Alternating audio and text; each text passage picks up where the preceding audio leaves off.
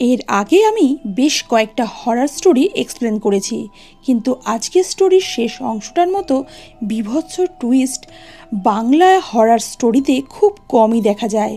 তাই স্কিপ না করে শেষ পর্যন্ত দেখে রিপ্লাই করো আজকের ভিডিওটা কেমন লাগলো। তার আগে যারা চ্যানেলে নতুন আছো তাদের জন্য বলে রাখি, তোমরা দেখছো অনলি সিরিজ আর আমি তোমাদের সাথে প্রিয়াঙ্কা।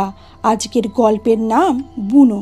কাহিনীর শুরুতেই আমরা দেখি ফরেস্ট অফিসার দীপ তার স্ত্রী প্রীতি এবং একমাত্র মেয়ে মুমাইকে নিয়ে এসেছে ফরেস্টে তার একটা অ্যাসাইনমেন্টের জন্য। পথে যেতে যেতে প্রীতি বারংবার তার ছোট্ট মেয়ে মুমাইকে ঘুমিয়ে পড়তে বললেও মুমাই ঘুমায় না, এবং প্রীতি তখন লক্ষ্য করে তার মোবাইলের টাওয়ারটাও যেন এখানে চলে গেছে। তার হাজব্যান্ড তাকে বোঝায় যে একটা দিনের ব্যাপার, তো কোনো অসুবিধা হবে না, এবং কিছুক্ষণের মধ্যেই তারা পৌঁছে যায় ফরেস্টের বাংলোতে, যেখানে ছিল কেয়ারটেকার রাজু। দীপ রাজুকে সবটা দেখে শুনে রাখতে বলে এবং নিজের স্ত্রী প্রীতিকে জানায় যে আজ রাতে সে নাও ফিরতে পারে। পরিস্থিতি সামাল দিতে তাকে আজ ওখানেই থাকতে হতে পারে, তবে কাল সকাল সকাল সে ফিরে আসবে। এই বলে মুমাইকে আদর করে দীপ বেরিয়ে যায়। নির্জন জঙ্গলের মধ্যে ছিল এই বাংলোটি। প্রীতি নিজের জিনিসগুলো আনপ্যাক করছিল, ঠিক তখনই রাজু তাদের এসে জানায় রান্না হয়ে গেছে, খাবারটা নিয়ে আসতে পারে। একথা শুনে প্রীতি রাজুর সাথে চলে যায় খাবার আনতে, কিন্তু নিচে রান্নাঘরে গিয়ে যা অবস্থা দেখে প্রীতির মোটেও ভালো লাগে না। এবার রাজুকে বারংবার বলে যে রান্নাঘরটা একটু পরিষ্কার করো। রাজু একটু বিরক্ত হলেও চুপ করে প্রীতির কথা মতো কাজ করে দেয়। প্রীতি মুমাইকে বারংবার খাওয়ানোর চেষ্টা করছে, কিন্তু মুমাই তার হাতটা বারংবার সরিয়ে দিচ্ছে এবং খেতেই চাইছে না। বিরক্ত হয়ে প্রীতি জুজুকে ডাকতে শুরু করে, বলে জুজু আয় আয় জুজু। একথা শুনে কাঁদতে থাকে ছোট্ট মুমাই। প্রীতিও বারংবার ডাকতে থাকে, জুজু আয় জুজু, জুজু আয়। তখনই হঠাৎ করে আসছি বলে কেউ একটা সাড়া দেয়। কণ্ঠস্বরটা ছিল ছোট্ট বাচ্চার মতো। প্রীতি খুবই অবাক হয়, কারণ নির্জন দুপুরে এখানে তো কেউ আসার কথা না। প্রীতি ঘর থেকে বেরিয়ে চারিদিকে খোঁজ করে, কিন্তু কোথাও কাউকেই দেখতে পায় না। তারপর রাজুকে জিজ্ঞাসা করলে রাজু বলে সে তো নিজের কাজে ব্যস্ত, সে কোনো আওয়াজ শুনতেও পায়নি। প্রীতি খুবই অবাক হয়, কারণ এখানে তো কারোর আসার কথা না। এরপর ব্যাপারটাকে অতটা আমল না দিয়ে প্রীতি মুমাইকে খাইয়ে নিজেও খাওয়া দাওয়া সেরে নেয়। এরপর আস্তে আস্তে সন্ধে নেমে আসে এবং রাজু বাংলোতে সারাদিন কাজ করার পর নিজের বাড়ি ফিরে যাবে। ঠিক তখনই বাংলোতে কারেন্ট চলে যায়। রাজু আলোর ব্যবস্থা করে মেমসাবকে বলে যায় যে সে যেন তার ছোট্ট মেয়েকে সাবধানে রাখে।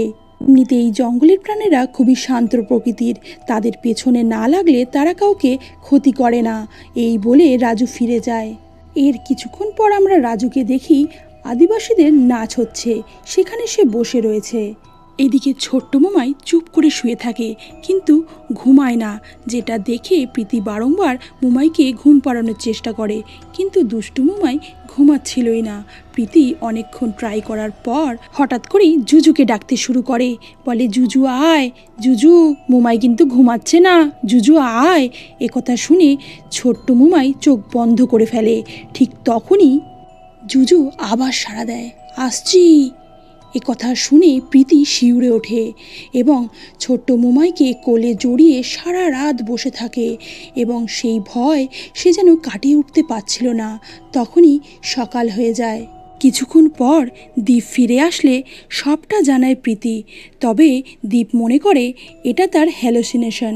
এই নির্জন জঙ্গলে একা থাকায় হয়তো সে এটা হ্যালোসিনেট করেছে, তবে প্রীতি কিছুতেই তাকে বুঝে উঠতে পারছে না দুবার হ্যালোসিনেট কিভাবে হয়।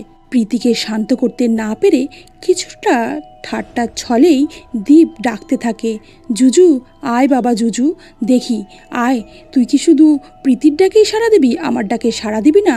এই বলে সে বারংবার ডাকতে থাকে, জুজু আয়, এবার এসে প্রমাণ কর যে তুই আছিস, আয় বাবা জুজু, চলে আয়। প্রীতি বিরক্ত হয়, কিন্তু কোনো কথাই দীপ কানে তোলে না, বারংবার ডাকতে থাকে। তখনই তারা একটা আওয়াজ পায়, খাচ্ছি, যে কথা আসছিল পাশের ঘর থেকেই, যেখানে মুমাই একা বসে খেলছিল। তারা সাথে সাথে সেখানে পৌঁছে যে ভয়ঙ্কর দৃশ্য দেখে, সেটা দেখে তারা স্তম্ভিত হয়ে যায়। যেখানে পড়েছিল মুমাইয়ের অর্ধভুক্ত শরীর। আর এখানেই আজকের কাহিনী শেষ হয়।